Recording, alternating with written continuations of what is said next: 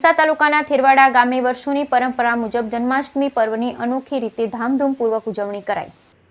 સમગ્ર ભારતમાં જન્માષ્ટમી પર્વની ધામધૂમપૂર્વક ઉજવણી કરવામાં આવી રહી છે, ત્યારે ડીસા તાલુકાના થેરવાડા ગામે વર્ષોની પરંપરા જાળવી રાખી જન્માષ્ટમી પર્વ નિમિત્તે માટીનો કાનુડો બનાવી રંગે ચંગે ઉલ્લાસભેર ઉજવણી કરવામાં આવી।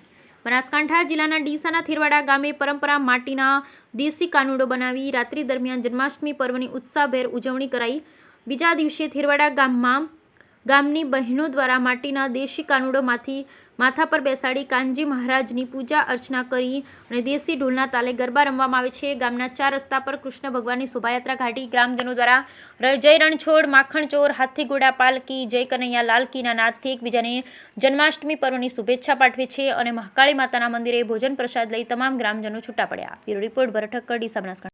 ડીસા તાલુકાના થેરવાડા ગામમાં આજે પરંપરાગત રીતે ચાલી આવતી નીતિ એમાં કૃષ્ણ ભગવાનને બનાવવામાં આવ્યા હતા। તેની પ્રમાણે અમારી બધી ગામની બહેનોએ કૃષ્ણ ભગવાન માટીના બનાવ્યા હતા। ત્યાર પછી બધી બહેનોએ કાનુડાને લઈને ગામની પાદરે આવ્યા હતા અને તેમને ગીત પણ ગાયા હતા અને એ ઉપરાંત મહાકાળી યુવક મિત્ર મંડળ થેરવાડા દ્વારા ભોજન સમારંભનું આયોજન કરવામાં આવેલ હતું, જે બહેનોએ સારી રીતે એમને સાથ સહકાર આપ્યો છે।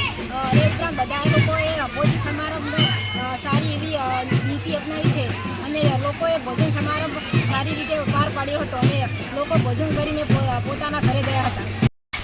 ડીસા તાલુકાના થેરવાડા ગામની અમે બધી બહેનો ભેગી થઈને ગામમાં માટીના કાન ભગવાનને બનાવીએ છીએ અને પછી ગામના ચોરાહે જઈને તેમને ગીત ગાઈએ છીએ અને પછી સમસ્ત મહાકાળી યુવક મિત્ર મંડળ દ્વારા ભોજન સમારંભ રાખવામાં આવે છે અને અમે બધા પ્રસાદ લઈને છૂટા પડીએ છીએ।